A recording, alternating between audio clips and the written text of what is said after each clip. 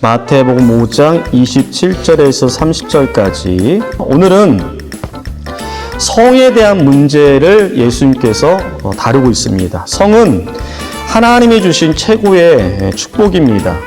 창세기 1장 27절 28절에 하나님이 자기 형상 곧 하나님의 형상대로 사람을 창조하시되 남자와 여자를 창조하시고 하나님이 그들에게 복을 주시며 하나님이 그들에게 이르시되 생육하고 번성하여 땅에 충만하라. 땅을 정복하라.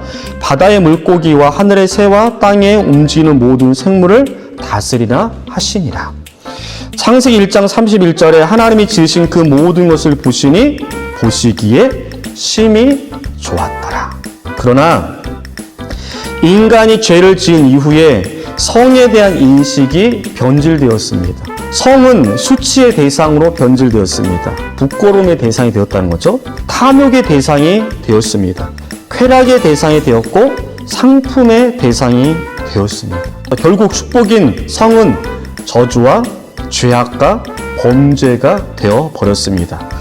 우리 다시금 이 땅에 그리스도인 우리를 통해서 축복으로서의 성으로 회복하는 그러한 애씀이 있기를 주님의 이름으로 축복합니다. 오늘 본문 27절, 28절 이렇게 말씀하고 있죠. 또 간음하지 말라 하였다는 것을 너희가 들었으나 나는 너희에게 이르노니. 여기서 말씀하시는 강조점이 있어요. 포인트가 있습니다. 네 가지인데 첫 번째는 간음하지 말라. 이 말씀은 분명히 하나님께서 말씀하신 하나님의 말씀이다. 두 번째는 그 말씀은 분명히 너희들에게 말했고 너희들은 그 말씀을 들었다라는 점입니다. 이 말을 왜 했을까요? 이것은 하나님께서 말씀하신 그 말씀을 듣지 못했거나 또는 알지 못한다는 핑계를 하지 않게 하기 위해서 분명히 너희는 들었다. 세 번째 강조점은 그럼에도 여전히 인류 이전 그리고 지금 그 이후에 있는 모든 인류는 하나님의 말씀을 불순종하고 있다는 점을 지금 이 말씀 가운데 강조하고 있습니다. 마지막에는 아울러 하나님의 백성들조차 이 계명 속에 내포되어 있는 깊은 의미에는 전혀 관심을 갖지 않는다는 점을 강조하시면서 예수님께서 산상설교를 또다시 풀어가고 있습니다. 왜 하나님이 간음하지 말라라는 이 계명을 주셨느냐? 세 가지입니다. 첫 번째는 창조 질서를 유지하기 위해, 두 번째는 거룩성을 유지하기 위해, 세 번째는 사회 공동체를 유지하기 위해.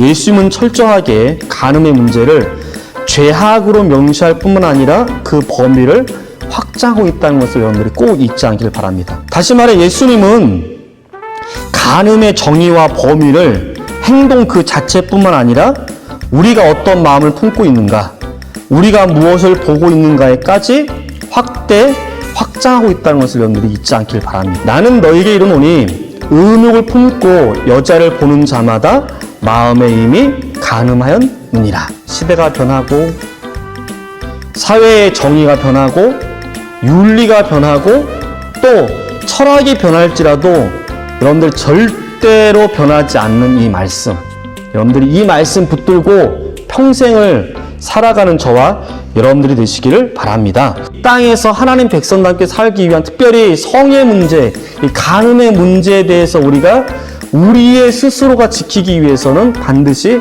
필요한 문단속을 하기 위한 안정장치가 필요하다고요. 첫 번째, 불완전한 존재임을 인정하자.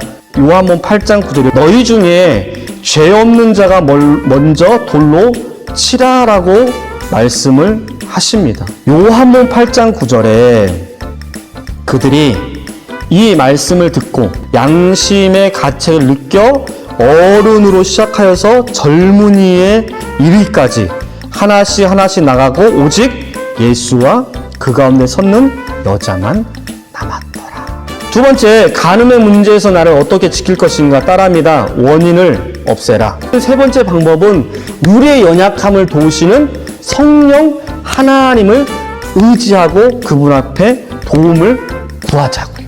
네 번째는 경건으로 채우자. 성령 하나님으로 가득 채워야 돼.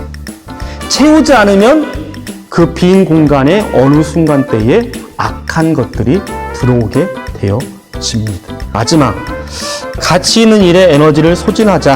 헛된 일에 소진하지 말고 가치 있는 일에. 사도 바울은 자기가 신앙 고백하죠. 내가 달려갈 길과 주 예수의 받은 사명 곧 하나님의 은혜의 복음을 증언하는 일을 마치려 할 때 하면은 나의 생명조차 조금도 귀한 것으로 여기지 아니한다.